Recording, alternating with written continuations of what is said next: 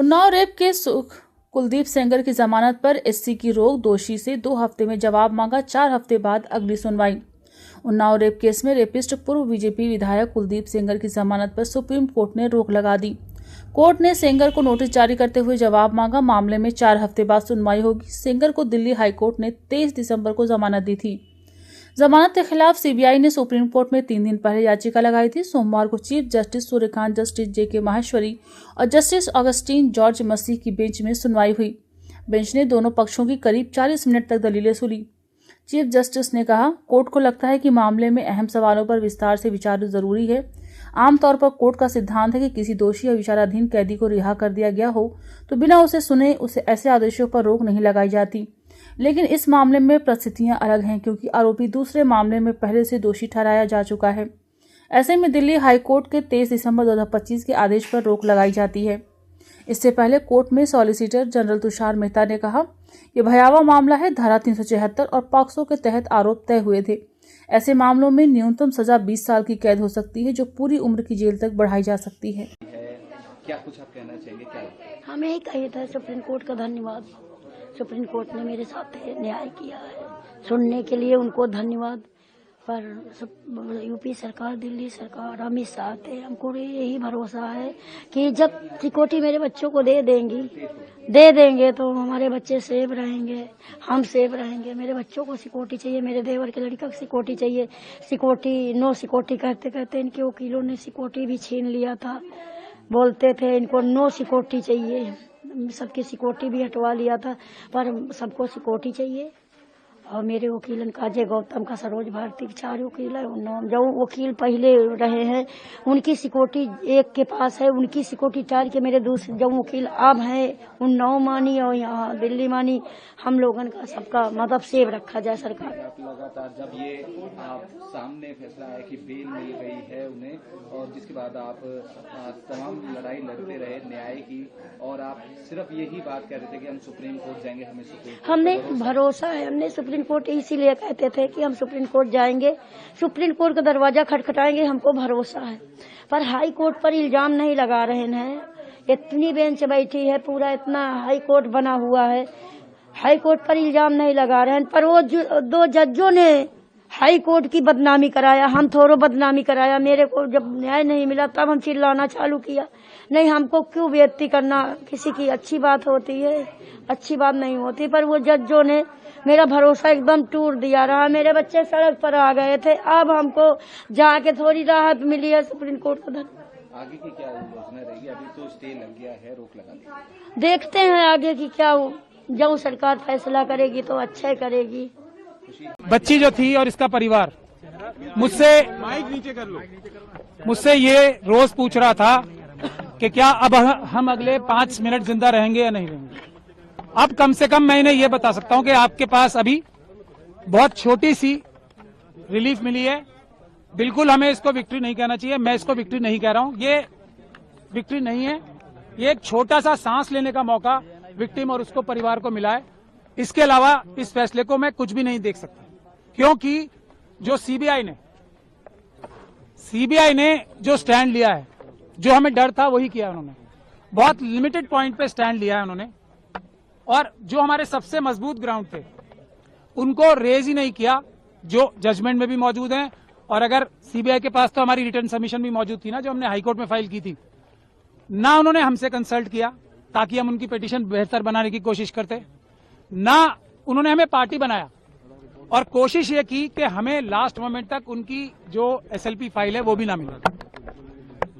तब आज भी, लेकिन मैंने आपको पहले भी कहा है, इस बच्ची और इसके परिवार के खिलाफ इतने ज्यादा अत्याचार हुए हैं, इतने ज्यादा सबूत मौजूद हैं कि अगर इतनी सी भी बात की जाएगी ना, तो कोई भी जज, कोई भी अदालत इस बच्ची के ही पक्ष में फैसला देगी।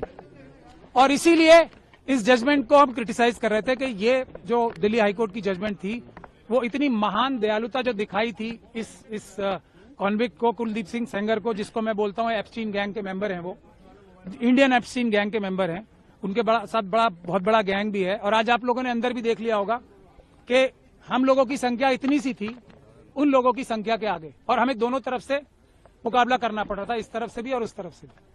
तो टेक्निकल ग्राउंड पे आज कोर्ट ने फिर भी हमें मेन मेरिट्स पे सुनने का मौका, सुनवाई करने का मौका नहीं दिया, क्योंकि हमने ये कहा था कि जो सीबीआई ने बोला है वो टिप ऑफ द आइसबर्ग है।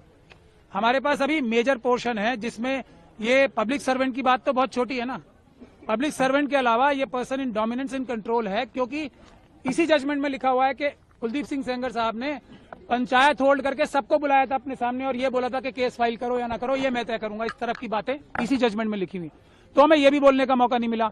हमें ये भी बोलने का मौका नहीं मिला कि जो दूसरा मेजर इशू है जिस वजह से ये सस्पेंशन दी गई थी, तो वो इसलिए दी गई थी कि सिर्फ 7 साल की मिनिमम सजा है। अब जब मिनिमम सजा इतनी है तो इसको छोड़ देना चाहिए। ये एक ग्राउंड था जो हम चैलेंज करेंगे भी, अभी क्रिटिसाइज भी करेंगे। तो मैक्सिमम पनिशमेंट देखी जाती है ना, ये कोर्ट, कोई भी हाई कोर्ट ये फैसला तभी दे सकती है जबकि वो डिटेल में फैसला दे कि इसमें मिनिमम पनिशमेंट से ज्यादा दी नहीं जा सकती। हम ये भी नहीं बता पाए, मैं भी आपको 3-4 पॉइंट ही बता रहा हूं। हम ये भी बताना चाहते थे कोर्ट को कि जो थ्रेट परसेप्शन की बात की है वो बिल्कुल परवर्स है। इस बच्ची के तो पिता को मारा गया, इस बच्ची के साथ रेप, गैंग रेप किया गया, इस बच्ची के वकील को मारा गया, इस बच्ची के मौसी चाची को मारा गया। उसके बाद भी जब अपील चल रही थी उस दौरान भी जब सिक्योरिटी विड्रॉ करा ली सेंट्रल गवर्नमेंट और स्टेट गवर्नमेंट के बड़े बड़े वकीलों ने यहाँ पेश होके, तब भी 2-2 एफआईआर कराई।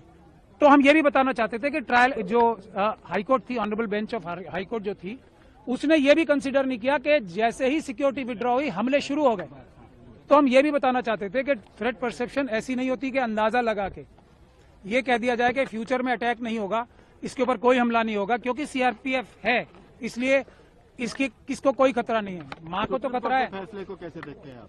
मैंने आपको बताया ना, ये मरते हुए नहीं, जो इसको जीत कहेगा, वो जो जीत कहेगा इसको, वो धोखा देगा देश की जनता को भी और पूरी न्यायिक व्यवस्था को। सबसे बड़ा धोखा होगा अगर इसे जीत बोला जाए। मेरी बात सुन लीजिए, ये जीत नहीं है। जीत क्या है? इस बच्ची की क्या जीत होगी? इस बच्ची को दर दर की ठोकरें खानी पड़ रही हैं। इतने छोटे छोटे 2 बच्चे हैं उसको कल मार दिया जाएगा, परसों कोई सिक्योरिटी नहीं है। इस बच्ची का क्या जीत होगी? इसके पिताजी की हत्या कर दी, इसकी माताजी को विधवा कर दिया, इस बच्ची की जीत कहाँ होगी? अब इसके वकील को मार दिया गया, इसकी मौसी चाची को मार दिया गया और ये सड़कों पे दर दर भटक रही है। इसकी जीत होगी क्या? इसकी क्या जीत? मैं सीबीआई ने हमें पार्टी नहीं बनाया। सुरक्षा छोड़िए, पहले जो जितने लोगों को, क्रिमिनल्स को जो बुलेट प्रूफ गाड़ियां दे रखी हैं, बड़े बड़े घर दे रखे हैं, आप लोग इस पे स्टोरी करो ना। क्या ये बच्चियां? नहीं, मैं एक मिनट बता रहा हूँ, एक मिनट पहले एक लाइन तो बोलने दो।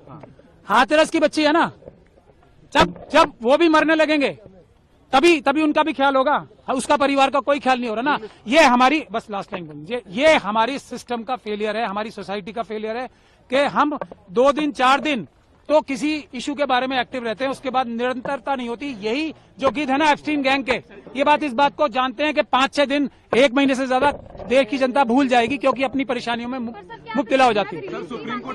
मैं इसको, अगर आप इसको रिलीफ कह रही हो कि जो इतनी एक तरीके से, पूरी तरीके से कानून व्यवस्था और सब लॉ के खिलाफ जो हाईकोर्ट की जजमेंट थी उसको रोक दिया गया, तो फिर मैं रिलीफ कह सकता हूं, लेकिन ये बच्ची को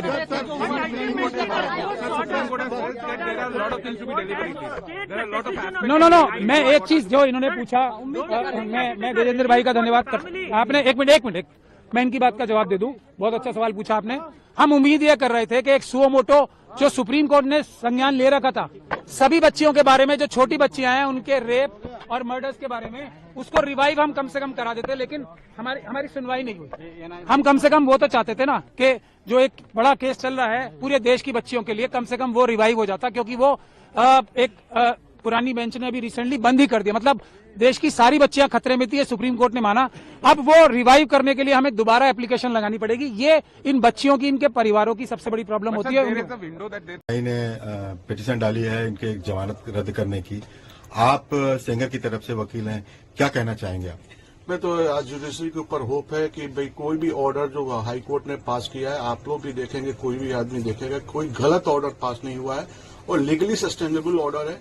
और हम लोग आशा करते हैं कि आज कोर्ट हमारे जो हाई कोर्ट के ऑर्डर है उसको हम बरकरार रखें। सर, हाई कोर्ट के फैसले पे कई तरह के सवाल उठाए जा रहे हैं। पॉस्को के तहत जिस तरह से पब्लिक सर्वेंट की बात आई थी उसको लेकर भी सवाल उठाए और प्रदर्शन भी लगातार हो रहे हैं। तो किस तरह से देखते हैं कि हाई कोर्ट के फैसले को सवाल उठाना, हाई कोर्ट के बाहर प्रदर्शन होना, संसद के बाहर प्रदर्शन होना और आज भी जिस तरह से लग रहा है कि प्रदर्शन सुप्रीम कोर्ट में भी हो सकता है? देखिए, हमारा ये मानना है कि हाई कोर्ट ने कोई गलत ऑर्डर पास नहीं किया था, तो जो भी ऑर्डर पास किया था उसको चैलेंज किया गया है। ये धरना प्रदर्शन से कुछ नहीं होता। लीगल सिस्टम में आप बिलीव कीजिए और जो भी अपने लीगल सिस्टम है वो बढ़िया लीगल सिस्टम है और वर्ल्ड का one of the best legal system अपना है।